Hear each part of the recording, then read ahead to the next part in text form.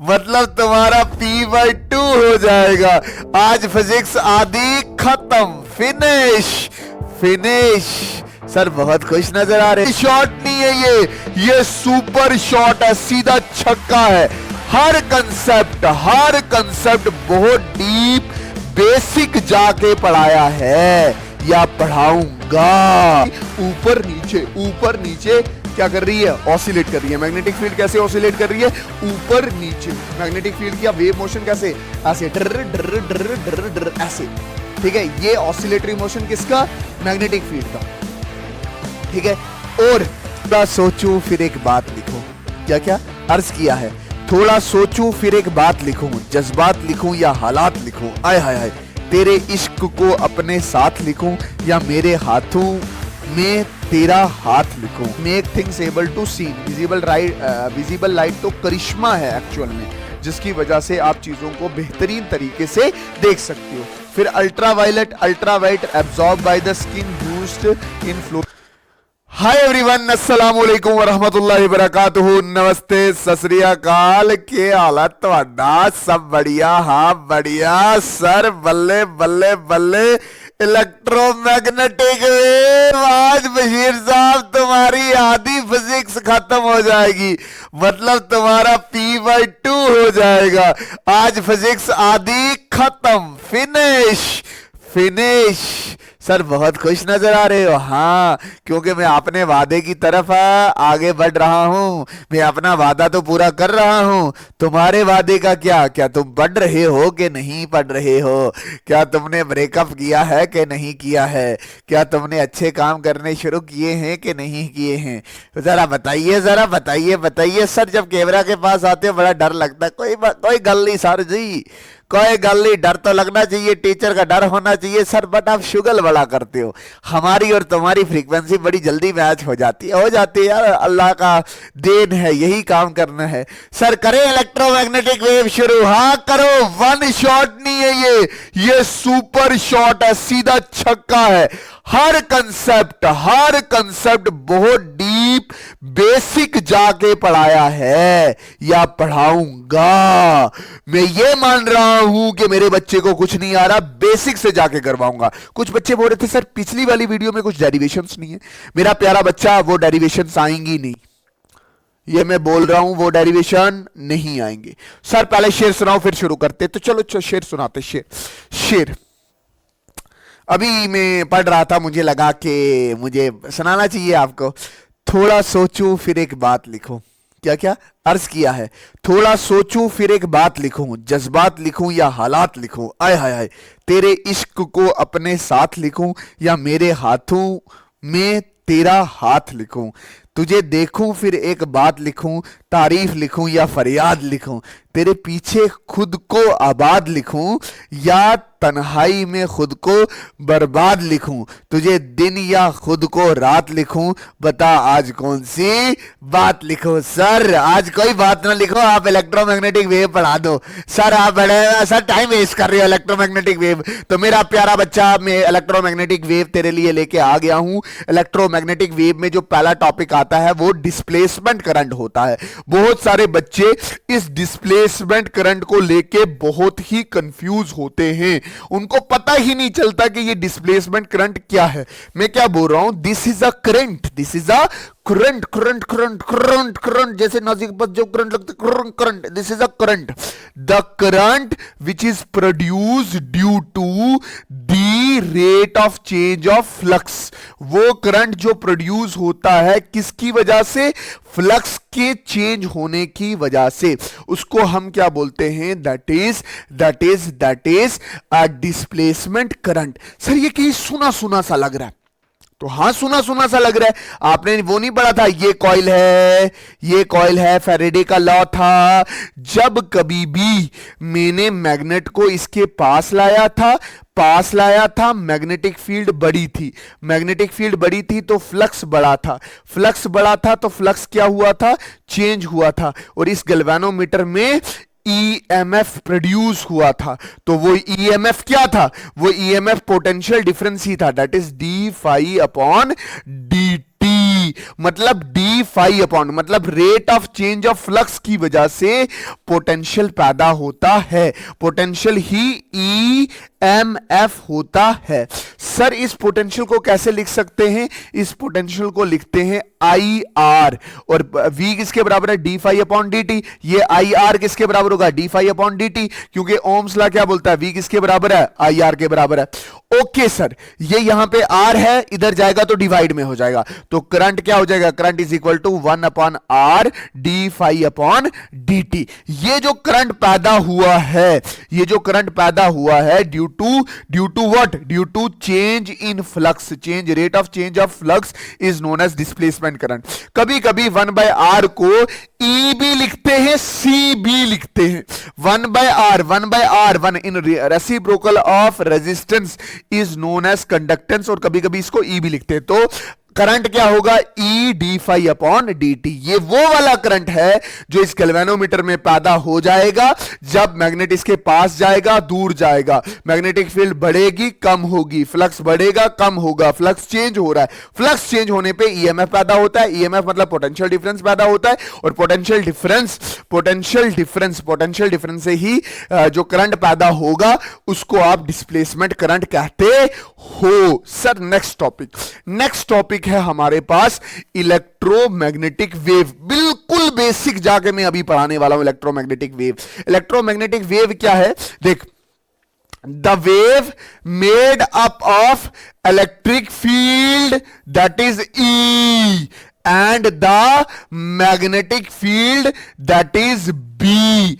वो वेव जो electric field and magnetic field से बनी होती है उसको आप इलेक्ट्रोमैग्नेटिक वेव कहते हो। किस किस से बनी होनी चाहिए? Electric field and magnetic field. देख, इलेक्ट्रो मतलब इलेक्ट्रिक फील्ड, और मैग्नेटिक फील्ड, मैग्नेटिक मतलब मैग्नेटिक फील्ड। इलेक्ट्रोमैग्नेटिक वेव मतलब वो वेव जो इलेक्ट्रिक और मैग्नेटिक फील्ड से बनी होती है उसको आप इलेक्ट्रोमैग्नेटिक वेव कहते हो। सर ये वेव क्या है? वेव आपने क्लास 11th में पढ़ रखा है। 11th में क्या पढ़ा है? वेव का मतलब होता है ऑसिलेशन। क्या मतलब होता है? ऑसिलेशन का मतलब क्या होता है? वेव का मतलब क्या? ऑसिलेशन का मतलब क्या है? ऑसिलेशन का मतलब है वाइब्रेशन। सर वाइब्रेशन का मतलब क्या होता है? जब पार्टिकल क्या करता है? अपनी जगह वाइब्रेट करता है, इधर से इधर, फिर इधर और फिर इधर, इसको बोलते हैं वन ऑसिलेशन। ये जो पोजीशन है इसको बोलते हैं मीन पोजीशन। जहां से शुरुआत होती है वो कौन सी होती है? Mean position. और फिर ये कहां जाता है? Extreme position. दोबारा कहां आता है? Mean position. और वापस कहां जाता है? That is extreme position. तो ये इस तरह से ये पार्टिकल क्या करता है? वेव मोशन शो करता है, ऑसिलेटरी मोशन शो करता है, या वाइब्रेशनल मोशन शो करता है। अच्छा, वेव का ये क्या मतलब हो गया? इलेक्ट्रोमैग्नेटिक वेव मतलब जो आपकी इलेक्ट्रिक फील्ड है वो कौन सा मोशन शो कर रही होगी? Oscillatory motion. और जो मैग्नेटिक फील्ड है वो भी कौन सा मोशन शो कर रही होगी? That is oscillatory motion. अब होगा क्या? एक ऐसी वेव जो इलेक्ट्रिक फील्ड और मैग्नेटिक फील्ड से बनी है उसको हम बोलेंगे इलेक्ट्रोमैग्नेट वेव, और उसमें इलेक्ट्रिक और मैग्नेटिक फील्ड क्या कर रही होगी? ऑसिलेट कर रही होगी। ऑसिलेट मतलब वाइब्रेट कर रही होगी। तो मैं क्या बोल रहा हूं कि हमारी जो मैग्नेटिक फील्ड है, हमारी जो मैग्नेटिक फील्ड है वो ऐसे ऐसे ऑसिलेट कर रही है, ऊपर नीचे। क्या कैसे ऑसिलेट कर रही है? ऊपर नीचे। मैग्नेटिक फील्ड कैसे ऑसिलेट कर रही है? मैग्नेटिक फील्ड इसकी ऊपर नीचे क्या कर रही है? ऑसिलेट कर रही है। मैग्नेटिक फील्ड कैसे ऑसिलेट कर रही है? ऊपर नीचे। मैग्नेटिक फील्ड की वेव मोशन कैसे? ऐसे डर डर डर डर डर ऐसे। ठीक है, ये ऑसिलेटरी मोशन किसका? मैग्नेटिक फील्ड का।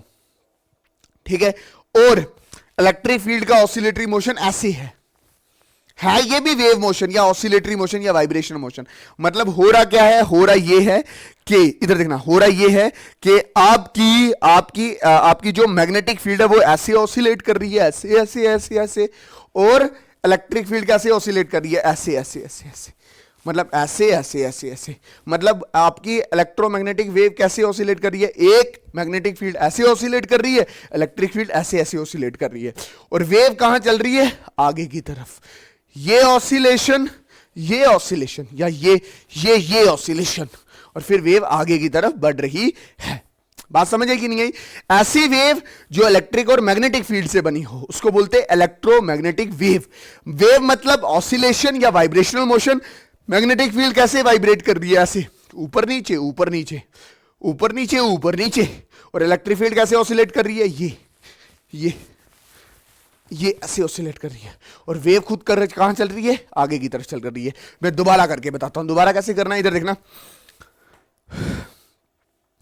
इलेक्ट्रिक फील्ड ना मैग्नेटिक फील्ड ऊपर नीचे ऊपर नीचे ऊपर नीचे ऊपर नीचे। इलेक्ट्रिक फील्ड आगे पीछे ऊपर नीचे आगे पीछे। और वेव की वेलोसिटी कैसे है? आगे ऊपर नीचे आगे पीछे और फिर वेव आगे की तरफ बढ़ती है। इस चीज को मैंने ऐसे समझाया क्या? मैग्नेटिक फील्ड ऊपर नीचे, इलेक्ट्रिक फील्ड ऐसे ऑसिलेट कर रही है। ऐसे ऑसिलेट कर रही है तो मतलब ये ऐसे इधर बाहर, और इस केस में क्या होगा? अंदर ये इलेक्ट्रिक फील्ड होगी। तो मैग्नेटिक फील्ड ऐसे ऊपर नीचे, और इलेक्ट्रिक फील्ड कैसे है? बाहर अंदर।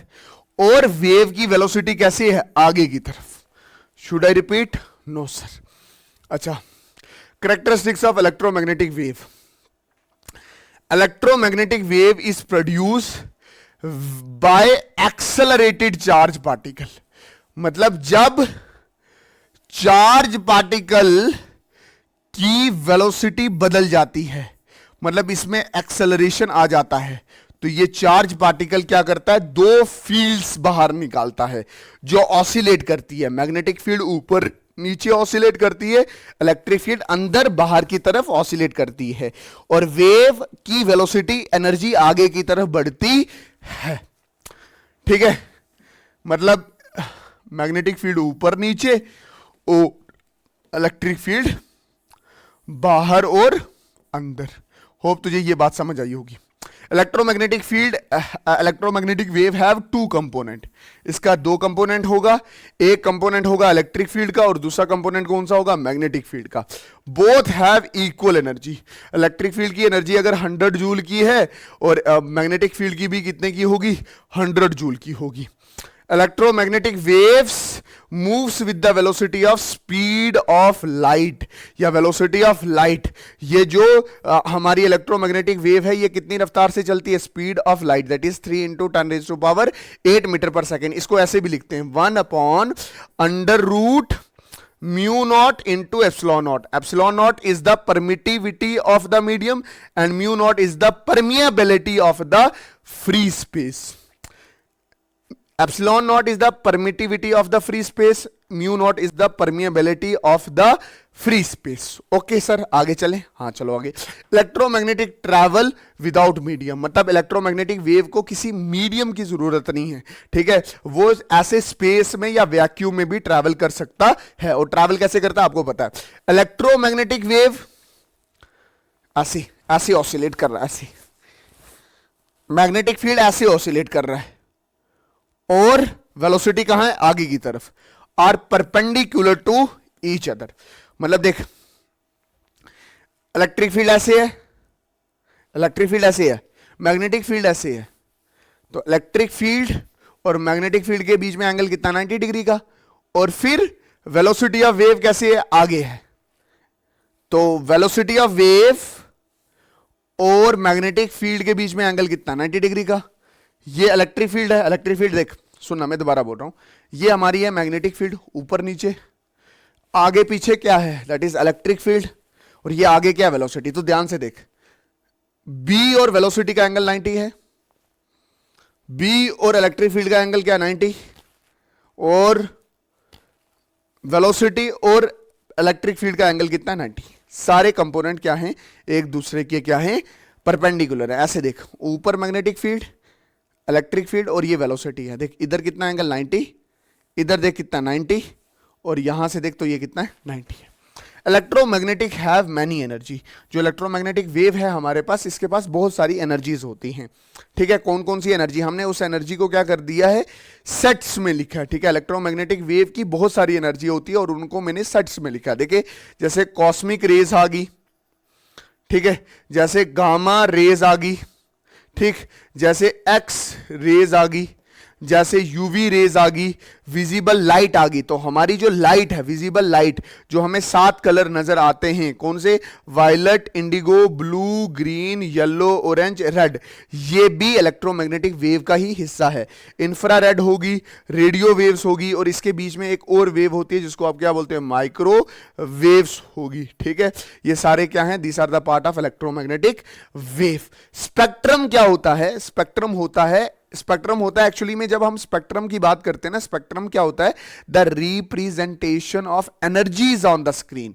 मतलब एनर्जी को की representation on a screen is known as electromagnetic, या मैं सिंपल बोलूं स्पेक्ट्रम। स्पेक्ट्रम क्या है, that is representation of energy on a screen is known as the spectrum.